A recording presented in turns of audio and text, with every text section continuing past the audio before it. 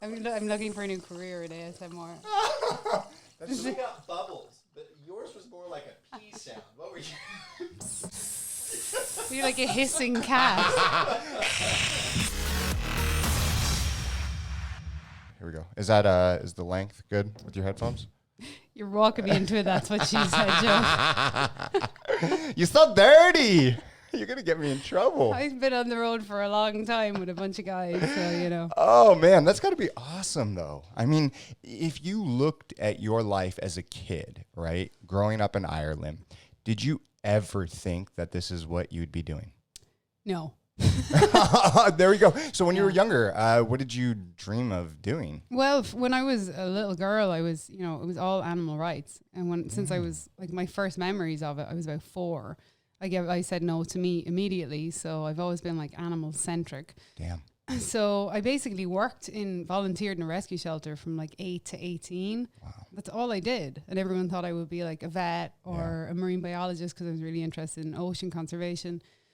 And that's literally all I did. I was kind of like a vet's assistant. Damn. And I worked in this shelter, and then I picked up a base like 17, 18, and I was like, oh shit, this is cool. No way. So a little bit later, I mean, that's not later in life, but you know. No, it is though. Absolutely. Yeah. Like for me growing up doing music, I started at, like 13, 14, got my first pair of turntables and a microphone and, keyboard and just started rocking out. But, for you, it was animals. But was it kind of like you said, love at first sight once you picked up the bass? Yeah. So once I started playing, I was obsessed. Yes. So, and I didn't I'm the bass player. I wasn't a guitar player first. I was straight to bass. So oh my gosh. Yes. Yeah. Yes. What was it? What was it about the bass?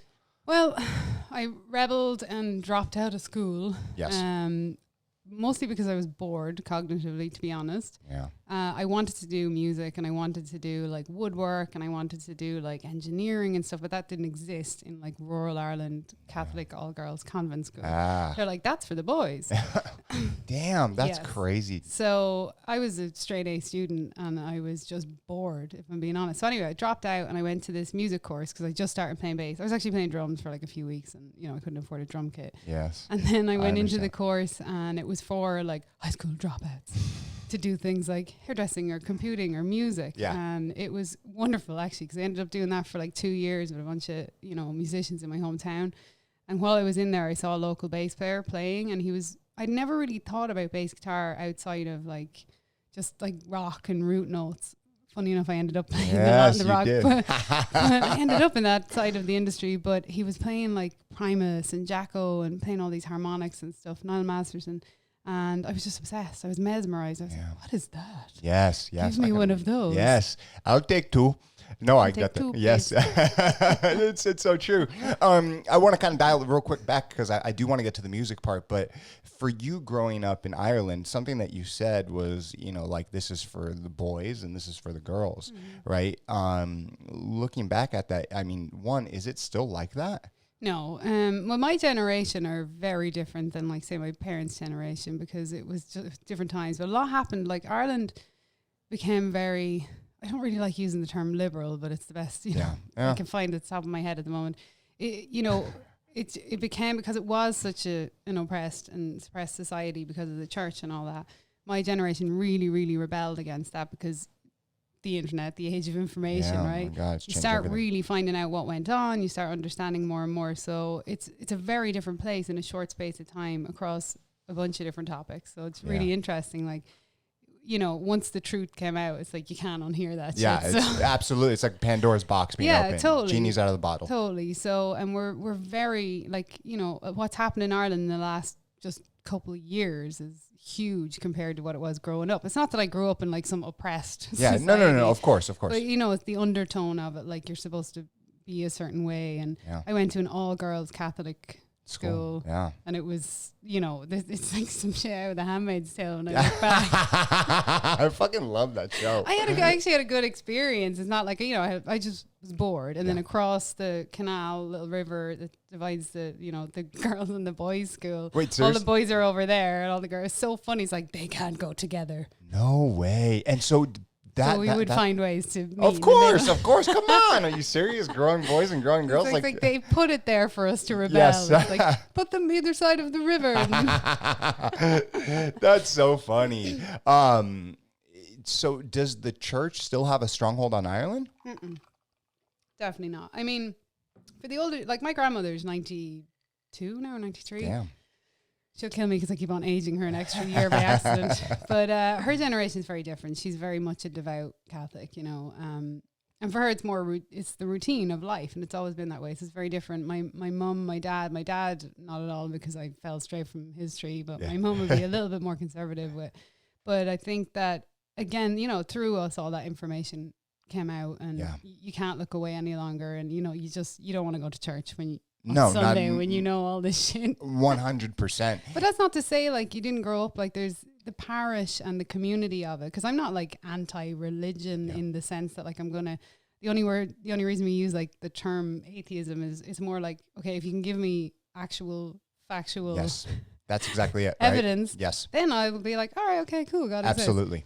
But it's about questioning. Yes. So I think our generation in general questioned a lot. So it kind of opened up the minds of our parents, and you know, and then you go out into the world and you're like, oh shit, there's loads of people from all different walks of life and religions, and it's wonderful and beautiful. It is. It's crazy because the internet has brought a lot of good and a lot of negative, right? Yes, it's the problem. It is the problem, right? It's and where does the pendulum swing? You know, down the road, right? I mean, at least for, you know, our generation, it was good. You know, it allowed us to question everything. It allowed us to, you know, peel back the curtain and see a lot of what is wrong with society and then how to fix it. And then, you know, you kind of get to this generation and things are definitely, it is very, very, very tough. Yeah. I don't know if people, do you think that this generation questions as much as we do, or they just go along and they care more about likes, follows, clicks, and that this shit? Clickbait generation is so, like, I'm so grateful that we're kind of like on the cusp of that. So you got both. You're saying you're the same, where it's like my childhood was like all playing outside. Didn't even have a phone. Like we had like maybe 3, maybe 4 TV channels. Yeah. It just wasn't, we didn't have to be on screens all the time. Yeah. So it was just a totally different time. And then we sort of transitioned into having this like technocracy. Yes. Like, it's so true. All bow down to the technocracy, the techno lords. But you still have that memory and that, you know, the experience of just not having it. So this generation it's fascinating because they need to know, obviously it is the future and AI and all this jazz. 100%. But I think that it's really important to find a balance because it's so clouded now that you can't tell the forest from the trees. It's so insane. Of course. So kids these days, you know, are like as if we're fucking ancient. But I never thought, I'm already at that point in my life where I'm saying kids these days. It's so true though. It's so true. And it's not like we're old. Like, I mean, you know, we're in our mid 30s. No, we just like 30s. have a foot in either side of the technocracy. No, 100%. I mean, but even like for us, technology was so different. I remember when Napster came out and it was just fucking dial-up nuts, internet, right? Oh my God. You could have your dinner while you were waiting. Yeah. Wait fucking 10 hours to download an album. You were so happy because it wasn't instant gratification. It wasn't. And you didn't even know if it was good quality or not too, right? So it was kind of luck of the draw. And you also didn't know if you were downloading a virus at the same time. So or getting hacked by some weird stalker or something. Of course, it but was so risque. but the meaning of getting hacked back then completely different now, you know? Everything is just at a click of a button. So I think time will definitely tell, and I hope everything evens out. You know, I want people to read more books. I really I'm like, go back to books. Oh, that's 100%. Where it all is. It like is. The internet is wonderful, but the problem with it is that no one's ever alone in their beliefs in this cloud space. And that's good and bad. It can be good if it's like, you know, oh, cool, I found a knitting group or I found an animal rights group. But then you also have like extremes in both sides all over these different topics. And then they find each other. And then this fucking chaos. It's insane. It's like these echo chambers that are people are constantly descending into echo chambers of people that only think like themselves. Yes, and that's not good. No. I wish there was more, you know, it's like you would see the other side, you know. You have to, but you have to seek it out these days. And it's fucking terrible though, you know. It would be really great if these platforms really pushed both sides, because then it would change the narrative. You guys should talk and you guys should talk. Exactly. Being open-minded, you know, having these conversations. musicians. I was talking with my wife's grandma last night, and it's like, you know, she believes, you know, this way, and I believe more kind of in the middle, and I can understand some of her beliefs, and some of her beliefs I just don't fucking get, right? But I can still have an open conversation with her. It is. That's where we need to go back to, or at least get to a little bit. Yes. Oh, 100%. And I just... Yeah, I don't know. After watching the Social Dilemma on Netflix, much needed. I'm so glad that came out. Yes, I'm like, is everyone really surprised though? No, was it not obvious? This is what's been happening for a long time. For sure. I don't know if but it's been obvious to a lot of people, and then it just opens people's eyes now to see what exactly is going on. But the thing is, like, you know, the people that, you know, I hang out with, right, they watch it and they're like, I'm turning off all my notifications, I'm deleting all these apps, right? But for how long? For how long does that happen, right? Because it's only going, in my opinion, like it's only going to be a blink of an eye, and then it's on to the next thing. That's our problem as well. Our attention span for like really important issues. Yes. Is shocking. It is. But then I look on the other side and I see the analytics of people listening to podcasts, you know, people listening to freaking, you know, Rogan, Marin, you know, all these different people, right? And it's outstanding because it's like they say we only have, you know, 3 seconds, 15 seconds, right? And then on to the next thing. But you see the numbers and people are listening to these things for hours on end. People really need and like crave, I believe, like genuine content. So if there's an interesting conversation happening between two interesting people, or at least one interesting people, you know, one person's interesting. I think that we crave that because we've become so diluted and everything is just like now, you know, a click of a button, like. It's crazy. So it's something like our brains need to be stimulated. We need to seek out stimulation as well. So it's like, absolutely. It's wonderful when this podcast like realm is booming. Yes, it's so amazing. Audible. Yes. I love audiobooks. Me like too. For me, I do at least 2 to 3 books a month. Me too. Consistently. And it's why it's so amazing for me. It's like I am so fucking busy all the time, and I don't have the time to sit down and read a book, but I do have the time to listen to audiobook in my car, in the shower, when I'm getting ready in the morning. You know, makes the 405 easier. It does. For me, I'm blessed I don't have to drive on that shit. My wife does, but I definitely don't. But it does. Like, I don't give a fuck if there's tons of traffic. If I'm listening to a good book or a good podcast, right, I am into it. And I like when I show up to the place, I want to sit in my car longer. Exactly. It's so freaking true. All right. So, but let's bring it back to your story, right? So growing up in Ireland, right, at 17 years old, 18 years old, you picked up your first bass. What was it at that moment? Like, who gave it to you? Why did you buy it?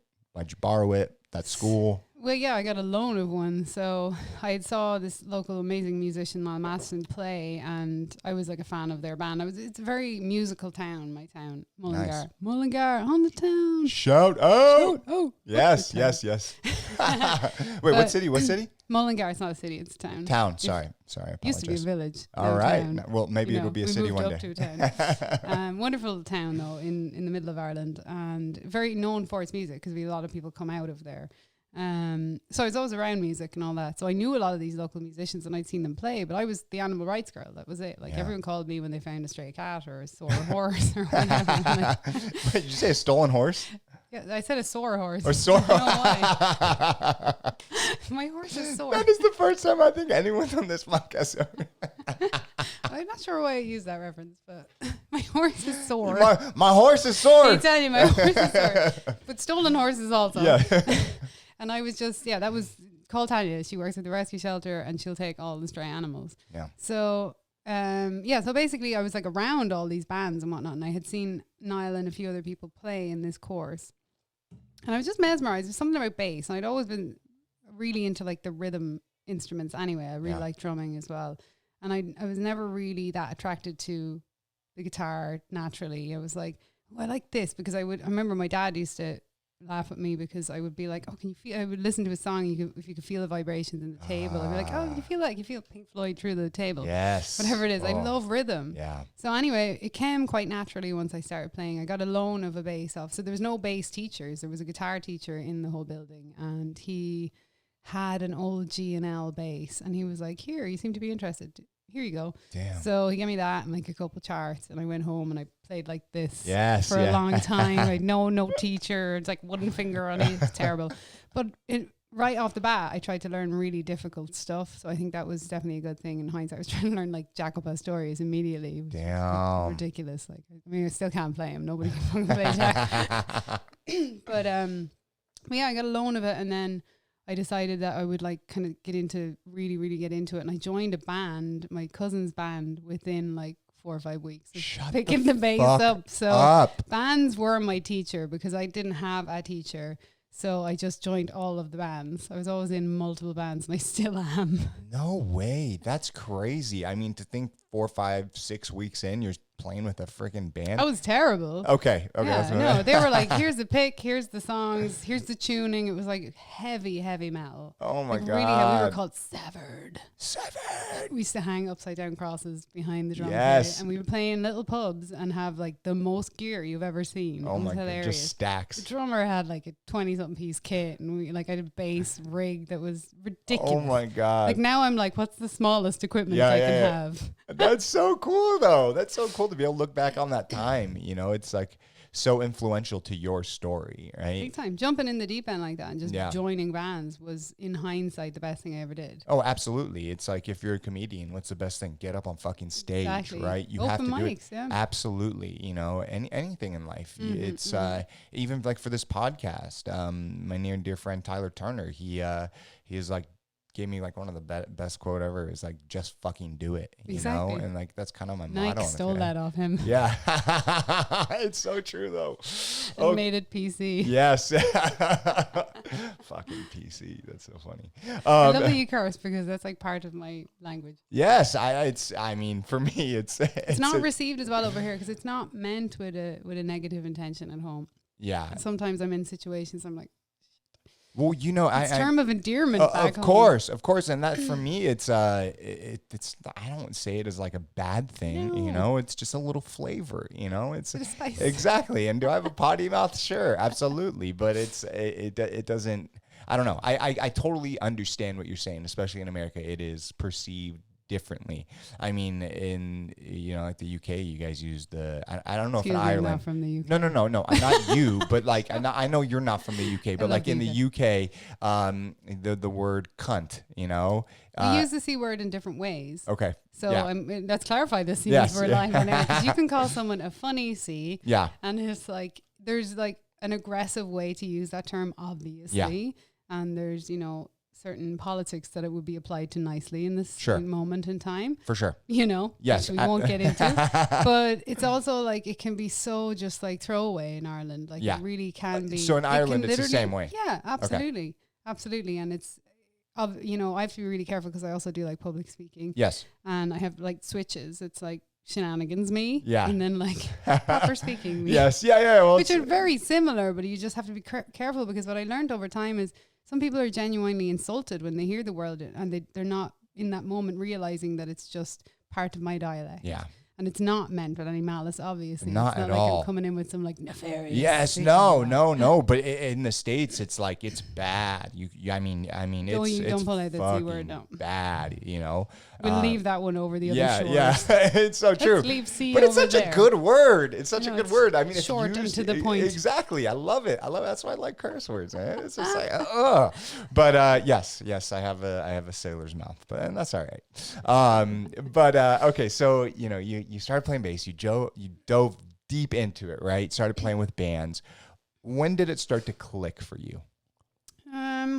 So I was in so many bands so fast because like I think I figured more subconsciously, it wasn't really like planned out. I was like, well, if I play more, I'll learn more, because there was no teachers. I had like no lessons basically. The guitar teacher in the course, he sort of guided me a little, but he was a guitar teacher, so he was giving me like guitar charts and saying it helped. All these little things help, but I was very aware immediately that I was going to be self-taught and my own teacher. So what better way to join bands? So if someone asked, or if I heard that like a band or a session needed a bass player, I would just volunteer myself. That's I'd be awesome. like, I'll do it. And then realize like I couldn't yet play that genre of music. So I have to go home and be like, oh shit, I got to get in the shed. Yes. So I did a lot of that, but that was what became my teacher. So for a long time, I was definitely the weakest link in the band early on. But I wanted to learn from people that were ahead of me. Yeah. And you know, I got some cool experiences with like joining corporate and wedding bands, which are you know, they're so snore in ways, but great teacher, because you have to learn like 40 plus songs, if not like 60, to do 2 sets. But it's a job. It's a real job. It's like, you know, myself and my cousin and our friends were in this band. We were having fun, and we were like, you know, super heavy metalers. But then I was going and having to learn all the radio classics. Yes. And join the corporate band. Of course, but it's good. It literally helped you become who you are, you know? It's all about variety. And early on, I was aware of, you know, having to learn and be into different styles of music, because I was very much like into heavy music. I still am, but I love all types of music. I really do, like everything from songwriter to like, you know, Norwegian black metal. I listen to everything. I really do listen to everything. Always have, though. When you're very young, you know, we're all in our little pods, and you're like, no, I'm a metaler. Yeah. I don't play pop. And that was like a thing. Everybody, you know, I'm not playing pop. And then I got offered a gig with Brian McFadden, who was a member of a very big boy band called Westlife. Who I don't know if they translated over here, but they're like One Direction back then. Let's just say like the older version. The guys will kill me for saying they're the older Boys, version. NSYNC, yeah, that generation of like, you know, boy bands. And when I first heard about this gig, I was like, oh my God, it's so pop. It's so pop. And then they offered the level of pay, and I was like, I'm in. You're like, check. Oh yeah, I'll do that gig, of course. And then when I went to the rehearsals and I met the band, it was like my first experience of hired guns, like session musicians behind an artist. And I was like, wow, these guys were amazing. Like this funk gospel drummer and this like super studio guitarist. I'm like, holy shit, these musicians are amazing. Yeah. And I got a run of all these like consecutive gigs where it was all pop artists that were going solo. I did a lot of that, like their solo career. And it just was fascinating, because this genre that I'd sort of fought, like, I don't want to play in the pop realm. I'm a metaler. Yes, you know, yes, of course. 19, of course. I am a metaler. That is it. I love when you say I am metal. Oh, yeah, metal. I love that. But really what's paying the rent and the bills is actually playing in wedding bands and pop. But I was having so much fun. And that's when I started to like really meet a lot of musicians. And then I guess I was just like, hey, I think I can... Because it's really been the main job I've always had. I worked in bars, and I worked in like a shop with my sister for a minute. But I've always made my living off music since I was in my late teens, which is astounding to think back. But I was in like 5, 6, 7 bands at a time. I was working my ass off. I still do the same. Yes, but that's... multi-projecting. That's amazing, you know? I mean, as a kid, playing music, to be able to make that a career, it doesn't matter if 5 bands, 1 band, producing, whatever the heck it is, you know, touring, to be able to do that, that's so few and far between. There's only, I don't know how many people in the world do it, but I know it's not a lot. It's tough. It's a tough game. It's part stubbornness as well. It's like, society tells me I can't do this, I'm going to do it. Yeah, well, no, it's true. It's true. But for you to be able to say, you know, I'm a metaler, but I am going to do this, you know, these gigs, right? These corporate gigs, these wedding gigs, things like that. It's only made you a better person down the road and more open-minded. You know, I mean, especially as a kid, and even as you get older, we start to get more closed-minded. But to be able to branch out is really a beautiful thing. When you were younger, what did your family think? Like, you know, because you dropped out of school, you started playing music. Like, what was their thoughts? Like, oh my God, black sheep, here she is. Yeah. I mean, I've always rebelled against something since I could first walk. So I think they were used to it by the time it came to music and dropping out. But, you know, because I was about 4 or 5 when I first started kicking up a fuss about meat and being vegetarian. And there was no, like, you're like the only vegetarian in the village. They're like, what? She's going to die if she doesn't eat meat. So I think my parents were just so used to me going against the grain anyway, that by the time it came to, you know, it definitely upset them because I was such a good student. It wasn't for lack of intellect that I wasn't staying in school. I was just bored, but you can't really translate that when you're like an angry teenager. Yeah. Like my mind is not stimulated enough, you know. Of course, no. But I was already kind of subconsciously just knew my path would be different. And then it is partly like, I guess it's so ingrained subconsciously that when you come from like a small country where it is sort of harder to get out there or whatever, that to me is all just fuel. It's like, especially like I had teachers who were like, she's crazy, she's never going to do it. And I'm like, Damn. Bring it on. Bring it on. No way. I got thrown out of school for being a vegetarian. Wait, what? It's exactly everyone's reaction. So yeah, I had this because we had to do home economics. Because you're a girl and you must learn how to keep a home. I can't do woodwork, but yeah, it's like... Blah. Oh, are you fucking kidding me? Are you serious? And so you must learn how to cook and sew. No. There's nothing wrong with that. No, of course not. Of course not. Wasn't my jam. But I would just bring in... So I was already a long time a vegetarian. So when we were making... I remember well, it's so funny. Making lasagna. Which is very fancy for Ireland, by the way. Rural, I'm making lasagna in rural Ireland. Are you serious? It's very fancy.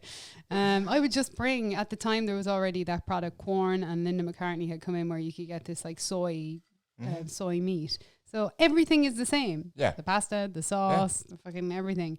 I would just bring this fake meat. I wouldn't even say anything about it. And this teacher, who I will leave unnamed, but forever part of my story, was she's disrupting the class. No, yeah, she's disrupting the class was her whole thing, and dragged me to the principal's office and was basically, because I'm in hindsight, it's the weirdest thing, because instead of her as an adult recognizing empathy in a child, she chose to be no, why won't you eat the cow? Get out of this class. So strange. But that was one of the triggers in hindsight that was extra just fuel on the fire. Of course. What the hell? I'm just saying I don't want to eat the animal. That's all. And I remember a dog followed me into the school one day. In fairness, I probably was feeding it snacks. Stray dog. And I was thinking, I remember being, because every day after school, I would basically go to this rescue shelter that I volunteered on, because it was just 10 minutes down the street. Or I would just leave school in the middle of the day and go there. But if that's the real story. Real story is actually I would just leave. But I would always have dogs following me around. You feed the stray dog, and I would be thinking, great, I'll get them to stick around, and then I'll bring them to the rescue shelter when I'm done with this class. And they hated me for that. It was so strange. So when I look back on it, I'm like, wow, you didn't even recognize kindness or empathy, or just she's a big softie or whatever. It was get out of school. You're. I was like, that is the issue, man. That is the issue. I mean, it doesn't matter if it's schools in America, Ireland, all over. People are complex and people are different, and we have to it's okay. It's okay to be different. It is good. Because we learn from each other then. Absolutely. And for you to be vegetarian at such a young age, especially in this age, right? Because I'm 95% plant-based. I don't eat meat. If I do eat anything, it's wild caught fish, right? And that's very, very, very, very small. So 95%. That's great. If everybody did that, we'd be exactly. It'd be a lot better place, right? But you being younger, having the thoughts that you did, I don't understand why someone would think that's wrong. I know. Right? That's fucking crazy to me. But it's only made you a better person, right? Oh, and I don't I remember it being, it's not like it was an emotional wreck at the time. It kind of rolled off my back because I was very stubborn already. It was oh, whatever. But in hindsight, it really is some of the things that were extra triggers to be, oh, I definitely know I'm on my right path then. Yeah. Oh my gosh. So it's interesting. It's not but I talked to this about a psychologist friend of mine the other year at this stage, and she was doing a dissertation on some behavioral therapy, and it was so fascinating because I said, a teacher like that or a situation like that in my personality, it didn't end up quote unquote damaging me or whatever, because I just took it as fuel. But if it was a different type of personality child, it could really skew them for life. Yes. Okay, you know what I mean? It's so delicate an issue that as a teacher, teachers in general and adults in general, to look out for these traits in kids. And, lucky for me, I was a stubborn little fucker. So it was whatever. But if I was, and I'm very sensitive, obviously I'm a big empath, but it's a different type of, but it could be in the wrong child, something that actually is detrimental to them. So it's so interesting. Absolutely. That's an iconic story in my family now. We won't name the teacher because, I don't call her out small town. She knows who she is. Yes, absolutely. Absolutely. And but you made a great point. It's thankfully it was you, right? But imagine if it was another kid, and maybe it is another kid that you don't know their story, right? Yeah. That could have been so just a crazy part of their life that could have taken them really down a downward spiral, Yeah. right? But I mean, thankfully for you, it was fuel to the fire, and it's a funny story. Give me fuel. Exactly. Exactly. So what did your parents think though when you started becoming, vegetarian? I mean, I think in the initial, my mom was worried about the nutrition side of it, because in a small town we didn't have, Ireland only in the last few years really like got to understand plant-based diets, but we had doctors and friends saying if she doesn't get protein, she won't grow. And there was no understanding of what protein truly was back then. So I can't blame her for being worried. She has this 5-6-year-old daughter refusing to eat what is like a staple on an Irish plate. Yeah. But I would eat everything else. It wasn't like I was a fussy eater. Yeah. So she tried for a little while. It's so funny. She was trying to liquidize me into the potatoes and stuff. I'd be like, why do my potatoes taste like chicken? This is so strange. Because she was, my child's not going to grow. I think my dad was just kind of laughing the whole time going, she'll be fine. And then, I think when I was by 6 or 7 or so, maybe 8, they really were like, she seems to be fine.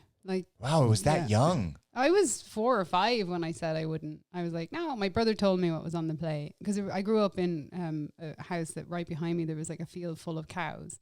And I thought they were mine. They weren't. But, I named them all. I had this one pet called Daisy. And honestly, I don't know if I could have actually differentiated them in a lineup. Yeah. A cow lineup. But, Daisy was my cow. And then one day, I think my brother was just trying to be like an older brother getting a dig at me. That's Daisy on the plate. Oh. I had my brain just went, what the fuck? Are you serious? That's where meat comes from, my friends. Oh my gosh. And that was it. I never ate meat after that. Wow. That is, because to me, all animals have always just been the same. If I have the same reaction when I see a cow and a dog and a pig or whatever, which doesn't, in society is funny. I walk up to a cow like it's a puppy. I'm like, oh, you're so cute. You're so cute. People are like, what the fuck is wrong with her? Freaking weirdo. Yeah, it's always like that, honest weirdo. Whatever. But play, man. I like weirdos. I don't know. I like people that are different, at least, for me. That's awesome, though. 4 or 5 years old, you saw it. Then your mom tried to figure it out. But then she started to realize. And then it's so crazy to see this shift in the past few years. Amazing. It is crazy. Yes. I could not. I mean, I don't even know. I don't even know if I ever saw it coming. Right. Because I've been on a plant-based diet now 4 years, awesome. 5 years. And it's just, especially in the past couple years, I mean, it's changed. Huge. The thing is with a plant-based diet, some people think, I think even a lot of people think that just because they're, eating Impossible burgers or Beyond burgers or whatever, it's healthy, right? They're a transition food. Exactly. It's they're wonderful companies and they've done really, really profound work for this whole movement. But I grew up in a culture with no fast food. It wasn't a thing. We didn't. I mean, the first McDonald's I saw, who I fucking hate. Yes. I was 17 when that came to my town, 16, 17. We were like, what is that? Atrocity in the middle of our town. This McDonald's. It's so weird.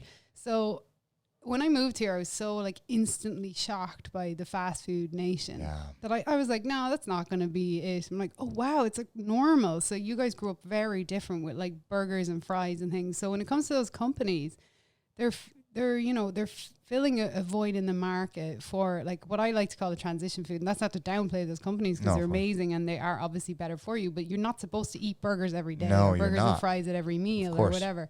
So it's really important to separate plant-based and vegan fun foods or transition foods that you can of course include. But, a lot of times people will say, oh, I tried to be vegan or I tried to be plant-based and I feel weird. And I'm like, well, what are you eating? And they're eating vegan ice cream, vegan pizza, vegan burgers. I'm like, well, you shouldn't eat that either side of the meat or of course, vegan. absolutely. Yeah. And then there's so much confusion within the realm of even these labels, veganism comes with so many negative connotations. Veganism for me is the lifestyle. Yeah. And the food is plant-based. That's why exactly. For me, like, I stay away from the word veganism It's or sad vegetarian. that Like, it's so, it is. But I do also believe that everyone's body is different. Of course. And so, for me, the reason that I started incorporating some fish is because I was having a real big problem with my gut biome. Interesting. And I was trying different things. And I'm like really healthy. I wake up every single day. I work out. I take care of myself. I supplement. And I've always had a bad gut biome. Right. But which is really common. Yeah, it is. It's very, very common. And something just was happening. It wasn't working. And like, I will never go back to like, processed food, like, factory farm food. That's the main thing. That like, I will never go back to that. But, I started incorporating a little bit of fish, maybe like once every other week, once a week, like, but it has to be wild caught. It has to, and I'm traditionally salmon. And I swear to you, I noticed like within like the first month of just eating it a couple times, my stomach, my gut biome, it started to change. Interesting. So listen, I'm not a doctor. I don't know. Everybody's a doctor on the internet these days. What are you talking about? Everyone is a doctor. Excuse me, can I put my doctor hat on now?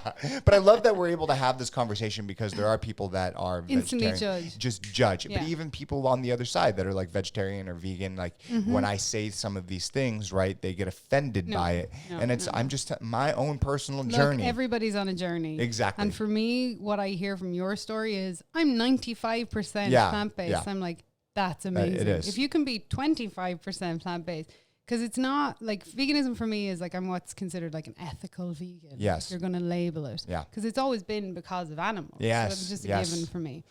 But it's beneficial for everybody, irregardless if you care about animals or not, because it's, at this rate that we're going, and not to get into too much of a spiel about, environmentalism or whatever, it's a human rights issue. It's your own personal health issue. It's just like, it's a capitalistic issue. It's all these different things. So there are endless reasons why you should at least eat mostly plant-based. Yeah. And we attack each other. And I think that's, again, back to the conversation we had about like the technocracy and everyone being like on this like keyboard warrior event, because you're going to laugh at this, but you remind me of the Miley Cyrus story that recently came out. I got bombarded. So Miley goes on Joe Rogan, I think. Yeah, she was. And I was in the studio the day that it happened, and I got bombarded by like animal rights groups and vegan groups going, Tanya, are you going to do a video about this?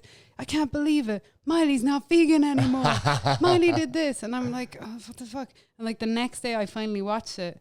And I'm like, well, she's still pretty much vegan. I know. It's and the click. We don't agree. Like maybe she, whatever. It's like, but she's a profoundly famous artist who, my friends have been in her band, and from what I know, a good person and all that.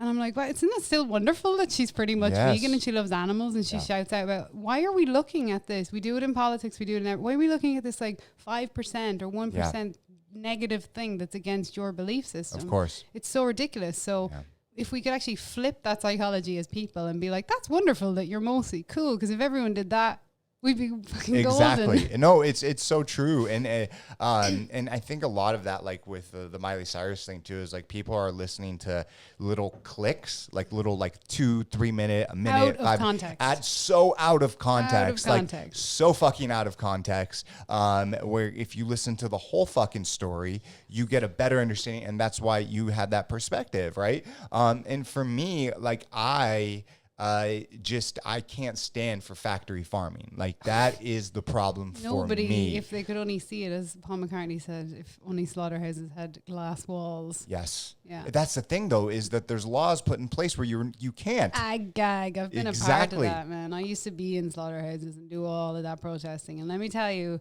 if people actually truly saw, and this is not like a vegan preach. No. If you really knew the extent and just... It's just out of control. It's like, fucking it's cruel. Out of it's control. Brutal. It's not food anymore. No. It's marketed to be food. Yeah. It's not like, again, like referencing it back to growing up in small town Ireland. Like my mum growing up, her family had a cow, a pig, and a piece of land. And it was like, if they killed an animal, that animal was in the freezer for a year or two. Yeah. And that's what I always like. I have a lot of vegans over the years kind of give out to me about this, because I'll say I have I don't want to using the word respect can be like taken the wrong way, but I do have a lot more respect for hunters. Yes. Because they kill their own food. Yes. I don't want to see it. I don't agree with it, but I'm like, all right, okay. It makes sense. Well, you're able to talk respect, and walk the walk. Yeah. Whereas if someone is endlessly debating me about being a hunter-gatherer and they're going to Costco and buying factory farm meat, I'm like, there's nothing really hunter-gatherer-y about that. No, absolutely. Rogan talks about it all the time. I love that he talks about that. all the freaking time. And there is such a difference than, going out and, hunting for your own food and then sharing it with your friends and then having it in the freezer for a year. Like it's so different. And if people did that, it'd be such a different society. But 90% would probably be vegan. Of course. Nobody actually wants to do it because it's also a whole other skill set, let alone the ethics and the morals. It's like, it's not easy to hunt animals. No, hell no. Yeah, most people would not want to do it. Even my wife's grandma was telling me a story of when she was like 14 years old, she would, for literally half a day, she worked on a chicken farm, a slaughterhouse, right? And the first time she saw them like boil the chicken and then have to like rip the feathers off and like all that, she left. She was done. She's like, fuck that, you know? And if more people saw exactly what happened to these animals, especially, God, pigs, man, because they're so smart. They're so smart. I love they're pigs so Shout out to all the pigs out there. No, like straight up, right? It's like, for me, it is the factory farming. I have no problem with people hunting or wild caught fish. Like, I don't, right? But let me ask you a question, though, because this has always fascinated me. I'm really into the psychology of marketing. Like, how much research do you do on wild caught fish? Because nowadays it's so clouded, and it's not a judgment. It's just like, it's a genuine question because it's so hard to know now, because I was involved so much in the behind the scenes of a lot of protests and that. And what we uncovered about like cage free or grass fed was actually a load of bollocks. Yeah. So for me, the past 3 times that I've had fish in the past month and a half, 2 months, have all been straight from Alaska. From shout out to Dan Hearn, so I run a professional hairstyling tool company, and one of our distributors up in Alaska, and I've gone to visit him. I went out there, fished for salmon and halibut myself, and so it's shipped down from him, right? So I know exactly where it's coming from. He caught it himself. That's a whole level of consciousness there, right? Yeah, but you're right. Sometimes when they say wild caught fish, it's not like the fishing industry is one of the worst for it. Yeah, mislabeling. And like dyeing them a different color. Yeah, it's so weird. And it's so overwhelming that it's hard for people to digest. And it's not like trying to separate the ethics. Like, you're being lied to as a consumer. Yeah. It's not even about like, vegan now. It's like, you really want to know what that is because you got to do some digging. This is exhausting to people. It is, but it's definitely out there if they want to see it. All right, so okay, so let's bring it back to your story, right? So my story. All right, so you were 17, 18, started playing in bands, then you were like multiple freaking bands. Because you said you came out to the States 6 years ago, correct? Mm-hmm. So that puts you 23, 24. Mm-hmm. What happened from, I guess no, you wouldn't have been out there for too much longer before you moved out here, right? If you started playing in bands at 18, I'm just trying to paint this picture in my head. How old are you? Yes. What was kind of like the tipping point to bring you out to the States? So I was playing around in a bunch of different bands, and by the time I was in my early 20s, I was like a full-time musician. Yes. Oh my God, I was in many, many bands and doing all those shenanigans. And then I met Maynard Keenan in Glasgow, of all places. I was at a Tool show, and I basically I had been on the road with one of my bands in Europe and the UK doing like festivals and whatnot, little festivals, and I think we just like stayed over for a few days, went to a Tool show, and some of the crew that I had worked with on other gigs were working the Tool show. So very long story short, I ended up meeting the guys. And I was talking to Danny and Maynard about music, because one thing I've never had is like starstruck them at all. I was a huge Tool fan. But when I meet people like that, I'm like, I want to talk about like the producer or how you got those sounds. So I remember talking to Danny about like conical rhythms and Indian drumming, because it's very like prevalent in his music. And then I got talking to Maynard, and again, long story short of lots of ramblings, he was like, he wasn't starting Pussifer, this other project, but he was about to do some more. I think it had been dormant for a minute. And basically he invited me out to play bass to Arizona though, which was very trippy in that moment. He's like, are you available to do some bass tracks? I'm like, let me check my diary. Maynard Keenan. So it was like the universe was like, here you go. Here's an opportunity. God. So I went home the next day with my friends back to Ireland. I remember we took the ferry home and I was thinking in my head, holy shit. This is a big opportunity. But I was still in my early 20s. So it was kind of like, America. Yeah. It's so far away. Yeah. I have to save for a flight. And I remember going home. I got home like stupid late that night from Dublin. And it was like 2 o'clock in the morning. I think I woke both my parents up or something. I was like, I'm going to America. And they're like, what are you talking about? And I booked a flight the next day, basically. And then I remember having to do because it used to be easier to book you had to change the dates. So I was waiting for the queue of when the dates would be. So I remember holding a flight on this okay. when it was before Skyscanner, and I was like, a flight. Yes, yeah. And eventually, because I was emailing Maynard back and forth to try and figure out what it was, I'm like, what do I practice for this session? Like, what the hell because there was no songs written. We were going to write songs. Had he even seen you play? No, but which is great because he took such a risk on me. He knew Biome though, because I was out gigging and I was talking about production. And I think in hindsight, he probably just could tell. Yeah. I was so eager and so keen about music, and I was talking to the crew, and the crew had worked with me and whatnot. And there was kind of a little bit of that as well. And he totally took a risk on me. But the whole thing about Puscifer, for people that don't know, so obviously Maynard is known for Tool and A Perfect Circle, but he has Puscifer, which is also another awesome band of his. It's a revolving door of guests. He has guests from everywhere on it. Yeah. So the whole point is that there's an amazing live band. The guys are phenomenal, but he's always had on the records loads of different guests, which is really cool. So he has different drummers and guitarists and singers and bass players from all over. Yeah. Even actors. I remember Mila Jokovic did vocals on one song, and it was just ridiculous. The guys from Primus on some. It was really, really cool. So yeah, so basically anyway, he eventually said, okay, these are the dates we're going to do them. So I fly out to Arizona, and this is my first time in America. I'm like, America, here I am. Oh my God. Here it is. And yeah, we basically, myself, Josh Eustace from Telephone Tel Aviv, and Maynard went into his shed for a week, and we wrote songs. What was that like? That experience when you first, you're in a shed, rocking out with one of the greatest rock stars, of this generation or of our generation. What was that feeling like? I mean, it's just insane. In the moment, it was just so all right, we're here, we're doing this thing. It was myself and Josh would start the day because Maynard was very busy on his vineyards. That's what he does. And we would kind of shake. I remember asking Josh a few times, you've wrote with him before. What is he like? Because before I went out, I hadn't had an experience like that where I was writing from scratch. I'd been in bands where it's here are the songs, or studios where you developed it with the band. So I remember asking Josh what he liked, and he'd be like, oh, he kind of likes these intervals, and we'd mess around and we would pad down ideas, a few demos, and then Maynard would come in the evening. But I do remember the first time he sang on front of me right there. And I was like, oh, holy shit, that's Maynard's voice. He's such a phenomenal singer. Yeah. And it was so wonderful. It was short. It wasn't long enough. In hindsight, it's so funny because gear wise, I was such a novice. I didn't have professional gear at all. I still have the bass that I brought out there, and that's it's €200 bass. Yeah. But it's funny. So we ended up writing a bunch of ideas, and 2 of the tracks that we all co-wrote ended up on one of the records. So it was wonderful. And that was the catalyst that kind of was wow, if I go over there, I can work with people of that level. Are you kidding me? All right, I'm going. So that's a no-brainer. Yeah, but I did go home for a couple of years in between, on and off, because you can't just move to the States, which is a whole long conversation about visas, which I'm still dealing with. Wait, seriously? Oh yeah, visas are the biggest shit show ever. Yeah.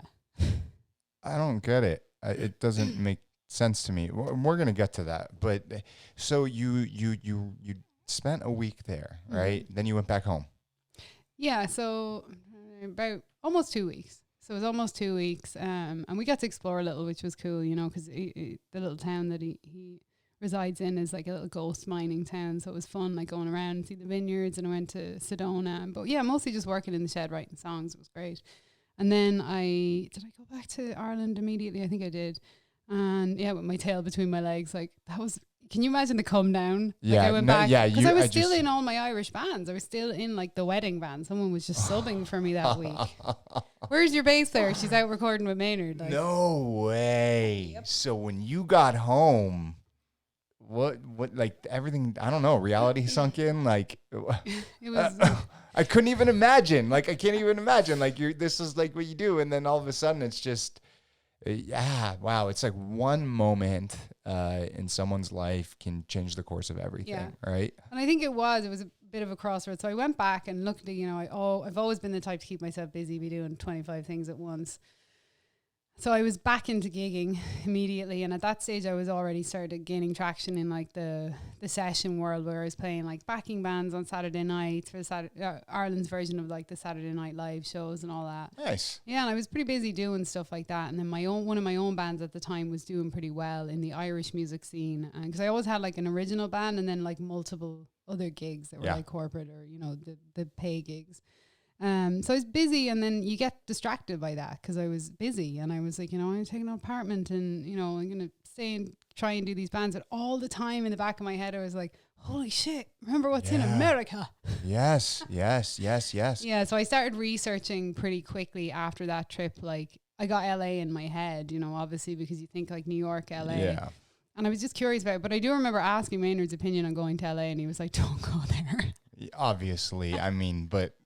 Which is funny because I get it now, but you have to be here for years to understand why somebody would say that. Of course. Because it's always a love-hate relationship with a big city that, like, the arts reside in or whatever. 100%. It was so interesting. So, I basically started, like, trying to figure out if I knew anybody out here. And, a significant amount of time passed. I would say definitely a year, if not 2, where I was just really busy. Because one of my bands in particular, one of my original bands, was, like, really doing well, like winning Irish Music Awards and stuff. Damn. Yeah, and just, like, we were busy. And it's a small scene, but, like, when you're in it over there, it's like any country. We were, like, busy doing that. And then I was doing the wedding band and blah, blah, blah.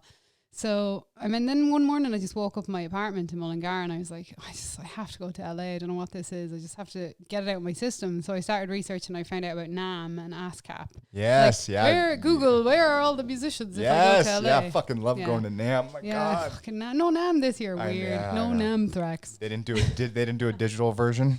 I'm good. I don't want to be on digital now. I'm just going to put that out there. Can you imagine how many little... But so basically I was like, right, I came out to the ASCAP convention. I didn't know anyone. I came out with my bass on my back. I booked into a hostel on Hollywood Boulevard. Yes. Terrifying. It looked a lot better on the website. Of course. Oh my God, the memory of that. And I went on Hollywood and Highland. It's a different hotel now. I feel like it was called something different. What was it called? That right beside like the Lucky Strike Bowl, that big. An ASCAP was happening. Yeah. And I went in, and it was just so funny in hindsight because I was dressed for stage. Like, no way. I was ready to go to a concert, and they're like, it's 10 a.m. I'm like, hello, I'm from Ireland and I need a gig. And I floated around like that for weeks, like going, it was so funny. And so what happened? Like you came out here, I mean. So that time I came out just like visiting. So what's called an ESTA visa. So you can come for 90 days. And I was still like in my bands. I didn't like cancel everything in Ireland. So I was like, I'm going to go out to LA and see if I like it. So I went to ASCAP and I met a few people, and it was just like this slow burn of, networking, as people like to call it, or just talking to people. And basically I just met more and more people over the few weeks, and I very quickly realized that there was also a lot of bullshit happening in the scenes, because everyone's business cards everywhere and promising and da-da. And then I didn't realize how expensive LA would be. So like the price of an apartment in my hometown at the time was, maybe a week over here if you were lucky. No way. So there was a lot of like, oh God, wow. LA is expensive. So it's very expensive. So like, you save up for a year in Ireland, you get a month out of it. I'm like 24, 25, 26 going, I can't even remember when this was. It's shocking. It's all such a blur, but a good one. But anyway, I stayed that time for, I don't know, maybe 4 or 5 weeks. And then I went home, kept working away in all my bands. There's like a few of those trips I did like 3 or 4 times where I came. Then I went to NAMM the second time. Then I went to like some other, whatever was happening. I can't even remember. It was like some week of gigs. And you just start to get to know people. Yep. And I think that I was completely on my own. So I had to talk to people. Yeah. Like, hello, excuse me. Does anybody know where the gigs are around here? All dressed up, ready to go. You got your bass. It's ridiculous. Like, it was so ridiculous when I look back. Like, ready to perform, Base on my back. That's so awesome, though. That's determination. It's determination. Now I walk around in yoga pants all the time. You know, funny. They're comfy. You know, Exactly. I get it. Trust me, I get it. But that's what sets people apart, though. You know, it's like how many people out there. One, I mean, you know, everything that happened with Maynard, but to come out here 3-4 times, you know, staying in a hostel, meeting people, dressed up, like ready to fucking go, like coming like just halfway across the freaking world. Like, you know, it's, it takes a certain type of person to do that, right? But Bonkers. it does. Fucking badass, you know? Bonkers are crazy. Yeah, but yeah. a little bit of both, bit of though. It's a little bit of both, a bit of balance. But it's true. But then what was it that clicked? So I actually hated it, to be honest, at the start. I Respect. remember, like, because I didn't realize in the first few trips that, like, I thought LA was Hollywood Boulevard. I didn't drive and I didn't have a phone that worked. So that's to really bring it. It was like just on like Hollywood going, so this is LA. And then, you know, obviously I went to Nam and you start to realize this is a big city. Massive. It's a big world in itself, LA. And you start meeting musicians from all the different genres and all different. And that's the thing I did. I would go to, you know, there seems to be like cliques, and this is everything: political, dietary, music. Echo people chambers. go like, I'm a jazz musician, I'm a rock musician, I'm a metal, whatever. And I was seeing that I would meet all these people, and they would like be giving out about each other's jam nights. I'm like, I'm gonna go to all the fucking jam nights and get to know everybody, because I actually love all styles of music. And I started to make friends with people from all the different networks, and then it would like start to intertwine. But I did not like LA when I first came here. Wow. I remember sitting on a curb and crying and being like, why am I here? Because I'd like given up a band back home. But there was something, I mean, it sounds like the hero's journey I'm about to blurt down now. No, but it's really, there was like something in me going, no, keep at it. There's something here. And then I would go back, and then I started the process of visas. Because I realized when I was here on one of those trips, I can't stay for more than 90 days, even if I wanted to. I can't work. I can't do anything. I'm only a visitor. I'm only allowed to be a tourist. So I couldn't actually get gigs where I'd be paid or I'd be chased down by the government. Yeah, absolutely. No, it's true, though. So I started the process of like, all right, how do I get an artist visa? You give them all of your money, and it's an expensive ring. Like, I'm still on artist visas. People don't realize this. So when you hear like all these, I'm going to like glaze over this because it's obviously a huge issue, but immigration is not that simple. It's not like we all just come here, and whether this be like from war-torn country or, you know, someone coming from Ireland to play music, it's really, really complicated, and it's like a lot. It's total bureaucracy. It's like, you know, I've spent almost $40,000 on visas just to be here. Are you fucking kidding No, me? not at all. And it's ridiculous. And I talk, few people talk openly about this, and I don't know why they don't. It's not, because that's what I choose to do. I'm not complaining about it at all. It just is what it is. Because for me, and the types of visas that I get are called O1, which is alien with extraordinary ability. Is oh my gosh. Actual title, which is hilarious. Do you have to like play in front of the government to show your extraordinary abilities? Every time I get to the border, they're like, wait a minute. This says you look like an alien, but where are your extraordinary abilities? 1 second, officer. You know? It's such a ridiculous title. So they, you know, it is a giggle though.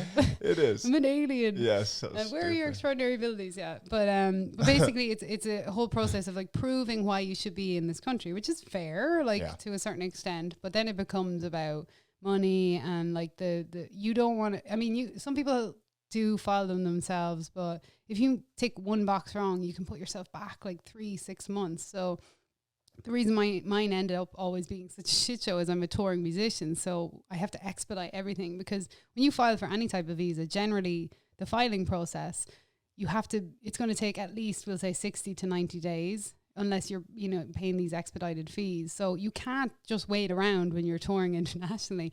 So every time I would be like, oh, I'm going to be in the US for these months, I would start the process and then get called to a gig in China or Europe or something. Like, oh, fuck. So, and that's an extra $3,000 or $4,000 or whatever.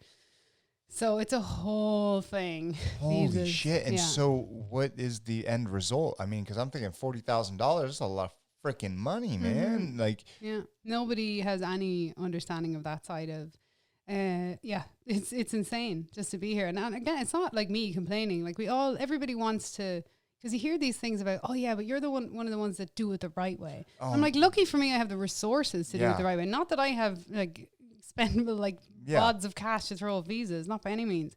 But I'm not coming from a war-torn country. I'm not having to seek asylum. So my heart bleeds for people that are genuinely in that situation, because it's not that you can't just come to America and they're like, come on in. Give us $50. It's like, no. So even the right way, like if you, and the things that they make you prove, like if you want to see the questionnaires we have to fill out is hilarious, actually. It's like brilliant satire. It's like, do you have any intentions in like running an underground abortion ring? Like, no, wasn't thinking about it. Who's ever going to say? But exactly, it's a waste of good time that could be put into a different department, because there's like a 40-pager of ridiculous questions about like, am I a terrorist? Like if I was, I wouldn't say it. Yes. I would never fucking say it. Like, no, I'm a bass player. Like, I mean, have you read my application? Dude. So it is crazy when you get into the visa stuff. But you know, I'm established in my field. So what you basically do is you get a bunch of letters from a load of rock stars saying, yes, blah, blah, blah. You submit all the albums you've played on or whatever. It's about, creating like this catalog of like you're established. So lucky for me, I can do that, but it's still a bullshit money game. It's freaking crazy. I mean, today with social media, they have the ability to run a freaking AI, based search to find out exactly who you are. I'm tracked because I'm here. So everyone is. Search me. It's like everyone is. It is. They have the machine learning capabilities. I really have to fill these 40 pages out again. Running an underground abortion ring. No, if I was, I would never say it, and I'd probably not be here. Some of the questions are I'd phenomenal, probably just marry one of these people and then freaking get it. Like, it's just crazy to me. Like, and you try it. So it's like, you're trying to do, and I do everything. I think I'm the first person in the US to file taxes every year. I'm so like on top of everything. I'm like, yes, I'll do this properly. But then there's always something against it. But, that's a whole rant about visas. But it's, again, I'm all about talking about the things that people don't want to talk about. Like, let's talk about these things. No, I love it. I respect it. It's important. It is. And but people think, because especially when it comes back to like career, they're like, oh my God, so cool. You played with X, Y, and Z. You must have made it. You're like, I mean, the artist is the one that's making, that has the artist behind them, the hired guns, is a very different story. It is. It's a huge hustle.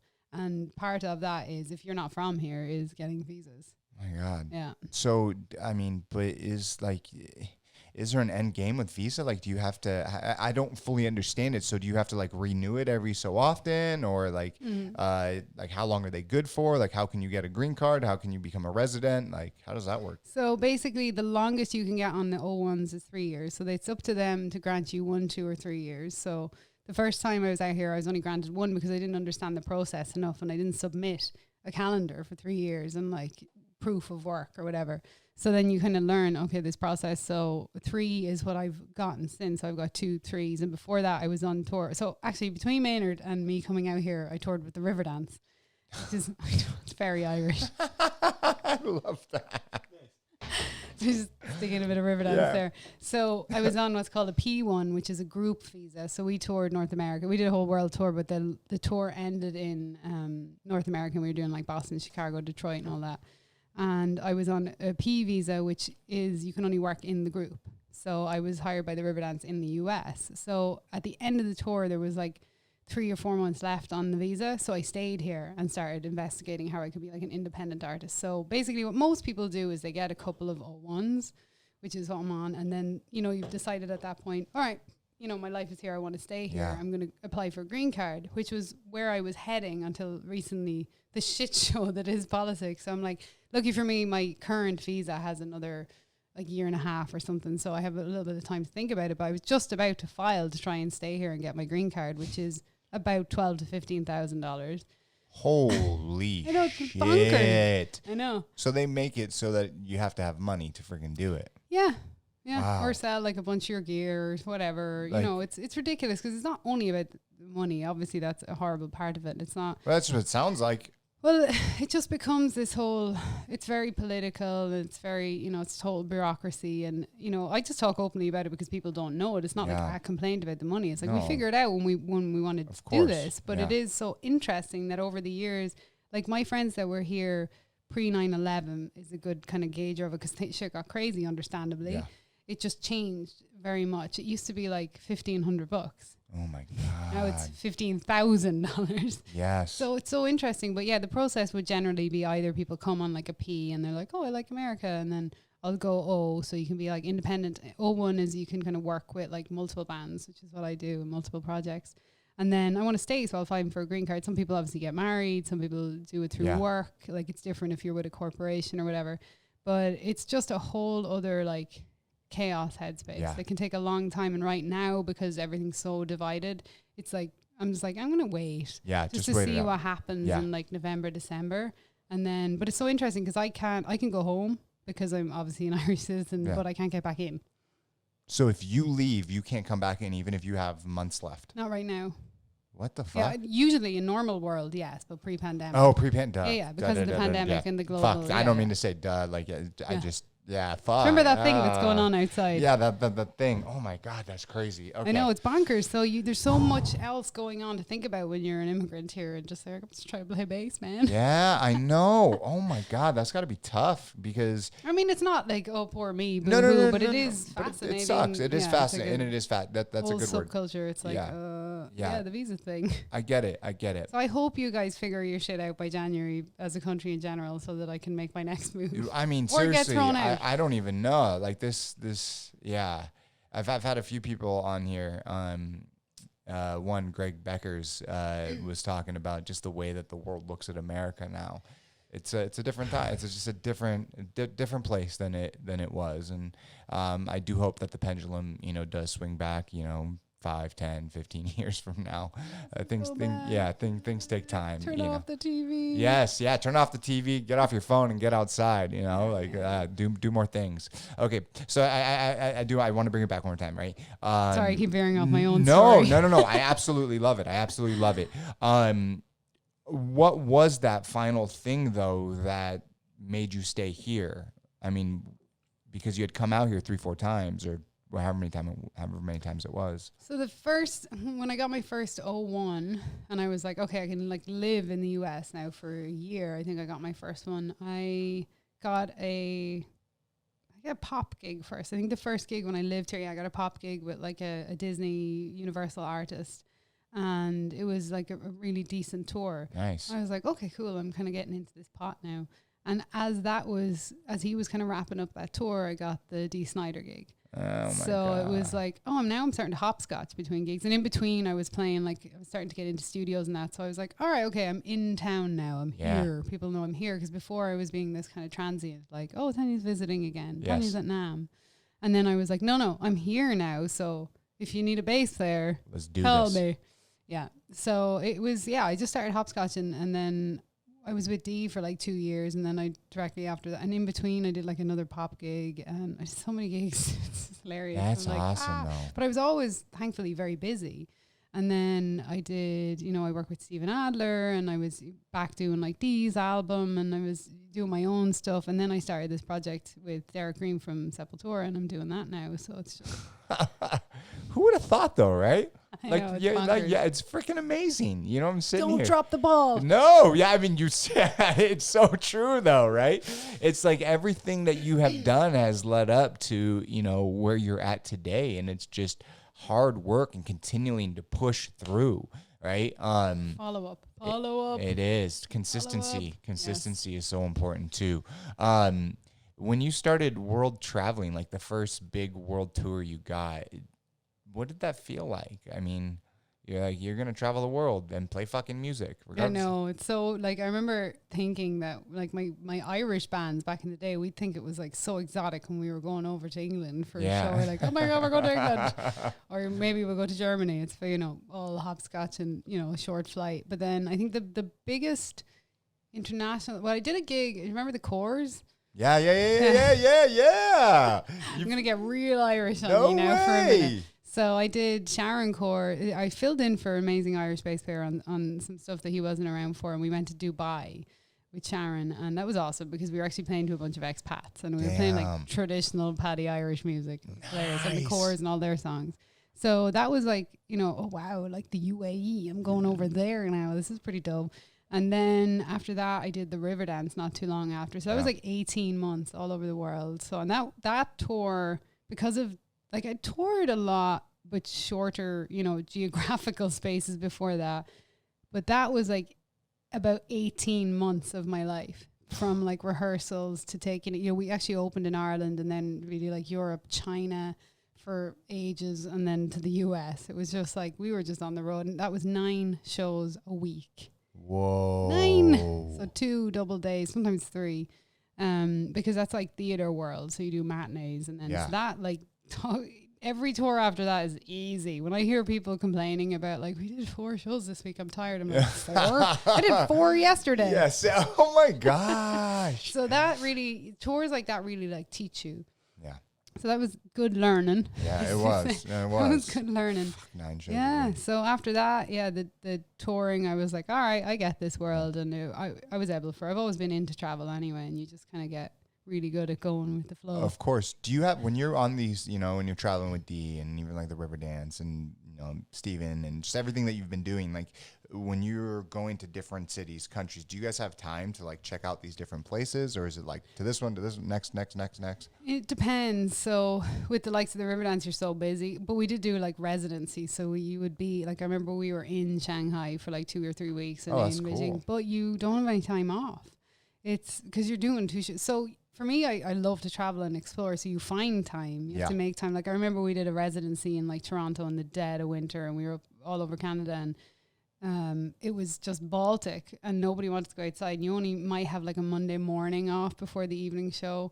But I would just like wrap up and go, all right, I got to go see something. Yes. So that's the kind of weird thing about touring. A lot of the time you are in and out. You fly in.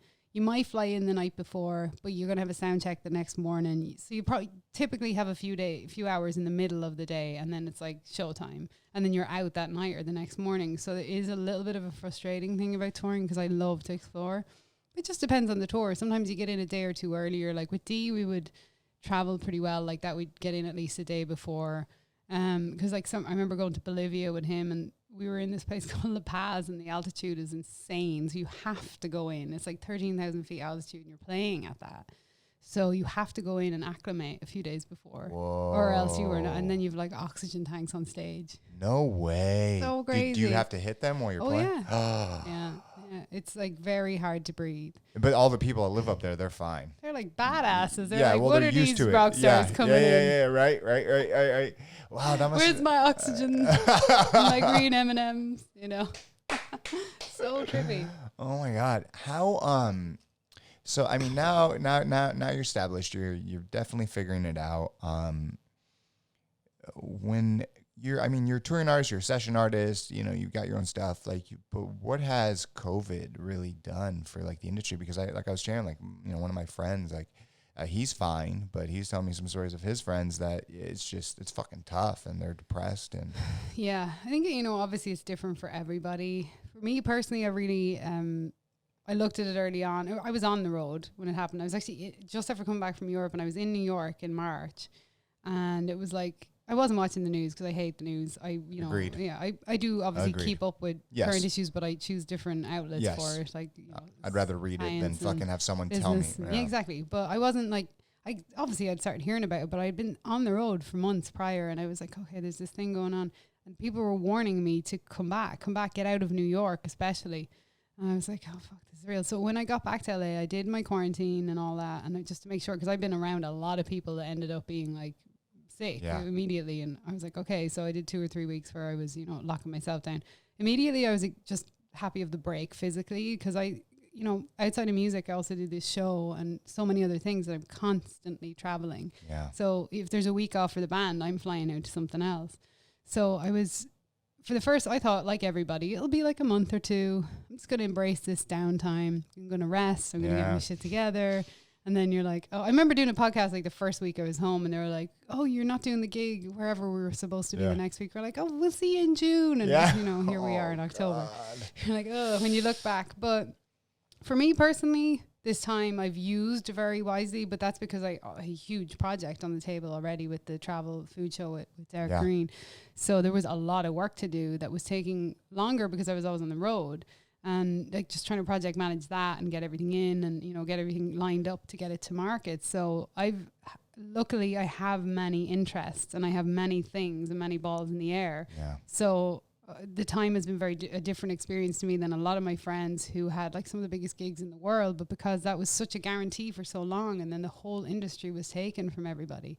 So it's very sad, and it's very sad that like how inconsistent it is, and you know what artists can do versus what politicians can do. It's crazy, you know, right? It's very sad, but at the same time, it's like, unfortunately, we're in this situation. It's like, okay, it is what it is now. What can we do other than fight about it? Yeah. Because that obviously is getting us nowhere. But it's so interesting because, you know, I've been asked to do all these like live streams and free albums and free that. And I'm just like, no, because not to like shit on the art of it, but these people swooped in. I'm not talking about artists. I'm talking about like these companies and stuff. Are like, wouldn't it be nice if your band did this free live stream? You're like, no, because we're not doing concerts anymore doesn't mean we're going to work for free. Yeah, of course. No, it's your work. It's your work. You have to get really like astute at business as well. It's like you're a brand, you're a business, and you figure, I like the hustle of that as like an entrepreneur in nature, to figure out ways to earn as an artist and as a creative. But it is a really difficult time because the whole industry, I was talking to my friend the other night about this, because also the movie industry and the production industry, we shot season 1 and finished February 14th. Are you serious? And then the world locked down. We were like done the week that season 1 was shot. It was unbelievable. Like if we had been trying to do that now, the show would never have happened. No. Because it took so long to get us to the point where we were like ready to go on the road with funding and everything. So we were like, oh my God, so now we're into editing this whole time. We're editing and getting shit ready to go out. So it's so fascinating. Oh my gosh. For my friends that were just about to take off on like a gig or an album tour or whatever, it's gut wrenching. Yeah, it's terrible. There's a lot of people being creative though as well and starting podcasts and stuff. Yes. A couple of my friends are like smart, you know, people went on Patreon and made like really creative spaces. And I think that's the important thing, like people who still can afford to, who, if they enjoy artists' work, yes, absolutely, can do the old-fashioned model of Patreon. Absolutely. No, it's really, really true. And that is the beautiful thing, though, is there have been a lot of people that have just kind of flipped the script and found other creative ways and creative outlets to make it work. But there is a huge group of people, especially in the music industry and the movie industry, that are just, they're hurting, you know? It's terrible. It's like adapt or die time if ever you've seen it. It's like you have to. How long do you think it is till things, you know, you tour again? Like 10 years? How long is a piece of string? I know. That's a good point. I think that, you know, there'll be a version of touring that is starting to come back. Yeah. Very slowly. I think though, knowing the industry as well as someone that worked also on like the tour managing side of it and like booking gigs, the problem with there's no insurance that exists that covers this particular situation. So that's why bigger like bookers and like the big corporate side of music is reluctant. So that already has become a thing where like they want to take more percentage off the artist to cover the insurance. So there's like all these things that need to be figured out between the business and the art. Yeah. I mean, it really, I guess, depends on how the next few months go. Yeah. And right now, and this is, you know, this is not an insult. Obviously, I love being in this country and I love most of the people in it and a lot about it. There's crazy people everywhere though, but if we don't get our shit together and like do the same thing for a period of time, like we could have been out of this faster. And you know, it's not like Miss Optimist, but like, see, I watched what Europe did and it wasn't perfect. No. But everyone is looking over here as like the leaders of the free world and going, oh shit, what like is our industry ever going to come back because they didn't protect the right people at the right time? And like if we all did, the whole world did the same thing for the first 2 months, we'd probably be in a way better position. 100%. 100%. And then, you know, we'd be back, or maybe not back perfectly, but at least we'd figure it out together. Yeah. But the more we just like separate this and divide it and politicize, like, it's just crazy to me. It's so crazy. It's like a 4-hour podcast if it you is. really want to No, I mean, seriously, if that's exactly what we talked about. And you made a good point. It's like politicians can, you know, do these things, but, you know, musicians can't. That's one frustrating thing. And it's not to say, like, I don't have, like, the answer, like, is it right to have a concert right now? Is it not? I'm not, like, obviously I'm not like an anti-masker. I believe this is a real thing. I believe in science. Yes, me too. I believe that was drastically mismanaged. The most vulnerable people. Also, it sucks that the government didn't support the people so that we could hunker down and not be starving. And like my friend works in a charity that's just so heartbreaking. Shout out to not know us without you. is this beautiful charity where they started feeding like a handful of undocumented immigrants at the start of this, and now it's in the hundreds. And it's like, oh, that's awesome. Because these are the people that like get the food to everybody's table, and they are just like forgotten. There's a whole there's all these demographics of people that are just forgotten.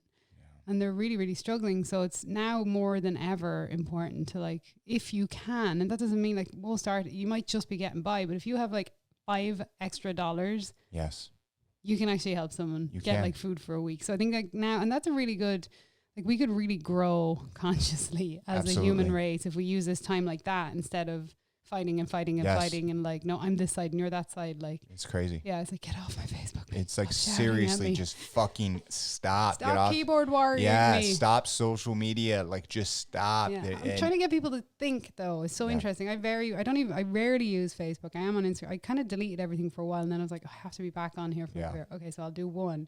And I try to avoid debates that are essentially one-sided to begin with anyway. Yeah, but I get that. It's all about like triggering conversation, but people don't want to talk anymore. So I actually love talking to someone who's diametrically opposed to me. Yes. I feel like there's a space. Yeah.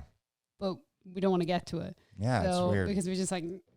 It's so true. It's like you're never gonna get to it behind a keyboard, right? But the person would never say that to your face. No, and that's the fucked up thing, right? Is that when people are behind a keyboard, they'll say whatever they want, but as soon as they get in front of that person, it is a completely different thing. Why can't you say the same exact thing in front of them, behind them, on the keyboard, wherever the heck it is, right? We need to have more open dialogue. 100%, but we always forget that we have way more in common than we don't. That's exactly, it's so funny that you said that, is that we've had so many people on this podcast, people that think this way, people that think that way. But one thing I really believe is that most of us are right here. Chances are you both like Led Zeppelin and or have a child in online education right now. It's so true. Why don't you talk about that? It's so true. We have a lot more in common than we don't. Yes. And it's okay to think this way. It's okay to think Absolutely, that way, right? That's beautiful. But it's all about coming back, and I just hope as time, progresses that we do. As we start to kind of wind this down, what exactly are you working on right now? Like what, like dun, dun, dun. Dun, dun, dun. Yeah, I'm writing a bunch of music. We're in studio this week for the show that I'm doing with Derek Green from Sepultura, which I'm also writing a lot of the music for it. So we're trying to like be all inclusive. But myself and Derek are doing a show called Highway to Health. Yes. Yeah. Say that again. You have to go at the end. Health. Highway to Health.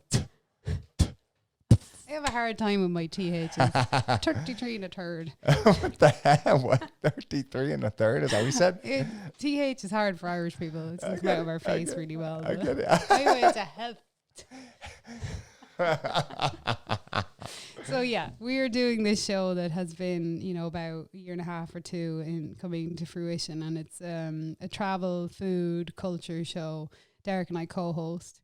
We're both lifelong veggie vegans, and we're basically it's like a rock and roll plant-based show because a lot of our guests are like celebs and rock stars and whatnot, but also it's more importantly about like everyday people and companies and innovations that are happening day to day, and we did 8 episodes just before the pandemic all over the world, so we're editing them, so season 1 is in motion. Nice. We should be hopefully getting, I can't announce anything. Yes. But we should be getting that to market hopefully early next year, if not the end of this year. Wow. And do you guys have is it going to be on the Travel Channel? Or is it hopefully it'll be on many channels. Okay. Yeah, nice. Our goal is like global syndication, because it's not like, it's a unique project in the sense that it is like what you call mission aligned. The whole point is to like get people thinking and understanding how easy this is, and like basically like your power as a consumerism, like your daily choices, whatnot, with a bunch of celebrities sprinkled in there. No, I love that. I shiny love that. things for people to look at. Absolutely. But we're out with Sea Shepherd. We went out in the Sea of Cortez with them because they're like the ocean warriors, and we were in Brazil and we were in Ireland, and we did NAM. We did an episode at NAM. Yeah, we did NAM. So it was cool. so cool. But yeah, basically now it's like deep into editing, so we're in like that negotiation side of things. So hopefully in the next 2 months ish we'll be able to start announcing, but it's like the hands are tied part. It's like, I get it. I want to say everything, but I can't. I get it. Yeah, whatever. So if anyone does follow me on really the only place I am Instagram. I'm posting about it the whole time. We just started like pushing it, so that's so it's cool. new and exciting, That's so cool. Once it releases, let me know. Send me a little clip. I'll post it up for sure. Yeah, we have a trailer. I'll send it to you. Super Oh fun. yeah. Okay. Awesome. Yeah. I'll for sure. 110% will share. And anything else? Other than telling people to read more books and not be so aggressive with one another and. There we go. Be kind. Eat more vegetables and play more bass. Slap at a bass, bro. If I had $1 for every time a dude said that to me. Hey, it's slapping the bass. What's it like to play bass as a woman? What's it like to play bass, bro? Oh, that is one question though. Okay, real quick. Has being a woman been harder for, like, not being harder for you? It's so hard to frame this question, isn't it? Do you find it difficult to play the bass with your vagina? No! I would imagine the experience is very similar. No. Do you know what I'm about to ask? Or no? Yes, I've been asked it multiple times. Well, no, but like I'm sorry for a cliche question. I miss sarcasm, so I love it. Yeah, it's funny because it depends on who it's coming from and how it's framed. But you get asked so much that it is a tired. All right, so don't even answer the question. Fuck the question. No. It's actually important to talk about though, because for me, same with veganism, and I'm like, I hate that word, but it's about normalizing it. Yeah. So I've never really thought about it because it's just what I do. I'm like, yes, when I look back, there's been many like horrible experiences where you're definitely being treated differently or looked at differently, or like being like not like I have so many memories of like sound engineers being like, do you know how to plug in? Like, here's the fucking input. Like, do you want help with that, darling? But that rolls off my back. So it's only when I look back, I'm like, oh yeah, maybe there is. But now there's so many wonderful, powerful female players. And I think the more that we just normalize it, same with like eat more plants, just it's not such a big deal. So personally, I don't agree with like putting everything in categories. So over the years you get at, and this is not to say like all girl bands aren't awesome. There's obviously many all girl bands, but sometimes like labels will be like, let's put all girls in the band and all guys. I'm like, how about you put all the best musicians in the band? Yes. And then it'll just be normal. Yeah. So it's very different over the last few years. And a lot of my close friends, I have like a really wonderful circle of like badass female musician friends as well. And we hold each other up. I think that's important, but we still are in the minority, but we just need to keep playing. Yes. Just keep playing, and as guys, like, be aware. Yeah. Like, if you spot that shit, like, just call it out. Yeah. It's like the same in general. Like, if you see a woman or whatever, a person of color or an animal or anybody being mistreated, stop it. Stop it. No, and you should speak up. Speak up, say something, and maybe if you're even saying something yourself, like start to realize it and recognize it. Yeah, and it's right? okay learning. Like, we've all said or done shitty things, I'm sure, in our lives, and like look back, whatever, you were immature. But luckily for me, I've always had like kind of a band of brothers in most of my bands, and because I'm also like pretty confident in my own self, so maybe it was that. But I did have like small, like my first bands, like the guys were like my brothers. And they had my back, and I pretty much had that too. I've had assholes that I've been in bands with, of course. Like, hey, slapping the bass. Slapping the bass, bro. Shut up. I'm joking. Do you want me to carry your bass for you? I'm good. I carry it every day, but thanks. You're making me feel bad. I'm joking. I'm not pulling your leg. Come on. Bada bing, bada boom. Thank you so much for I really appreciate you coming on. Like, I seriously appreciate you so much, and your story is freaking awesome. You are awesome. There needs to be more people out in this world like you, and I hope that people listening to this, just especially like the younger generation, be inspired that you can do whatever the fuck you want in this world if you're willing to do the work. Hustle, baby. That's exactly it. Hustle, baby, and slap at a bass, bro. One last thing, where can people find you on social media?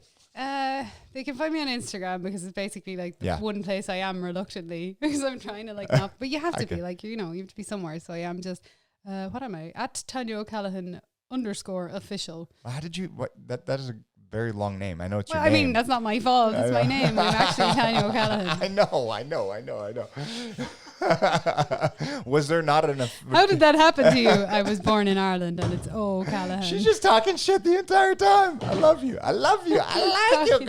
O'_CALLAG. Don't leave the G out. But don't leave the G out, bitch. Yeah, it's funny. I'll put it in the show notes. Don't even trip. I'm there though, and I kind of, because I deleted all social media a while ago, because just for many reasons I was like, I don't like this. I like real life. And then, you need to be on there when you're like multiple brands. So I went back on there in the last year or so, and I'm like, okay, I'm going to brace one space. So I'm there and have a website, and, just Google. I'm all over YouTube and perfect. Tube, and Highway to Health has an Instagram as well. So, if you follow me on Instagram, you'll like be subcategorized into the other places. Yes, so, yes. Highway to Health has an Instagram. Already? Yeah, and now I just joined LinkedIn because I'm also in business. I need That's like fancy pants, yes, man. Yeah. You're moving up in the world, girl. That's like my entrepreneur self needs to be on LinkedIn for anyone that's on LinkedIn. It's important though. It really is. But once again, thank you so much for coming on the show. And any last words? Garamila Mahagat. What the fuck did you just say? Said I'd throw a bit of Irish in there. All right. You'll have to find out. I don't even know if I know what you said. Garamila Mahagat, McCarthy. Oh, exactly. We're going to end it like that. Woo! Ooh, that was kind of loud. Thank you so much for listening to Back to Your Story. Have a good night, people. Boom! Wowzers, that was amazing. I want to thank Tanya for coming on to share her story. She is a true badass Irish rocker. If you guys enjoyed her story and want to get notified when more content comes out, subscribe. Hit my head right there. You see that guy right there? Hit him. And if you guys want to get caught up on more exclusive content, watch our clip from Andrea Londo. You guys might know her as Maria Salazar on Narcos, Netflix hit TV show. Hit that bad boy right there. And as always, thank you so much. Have a good night, people. Smooches!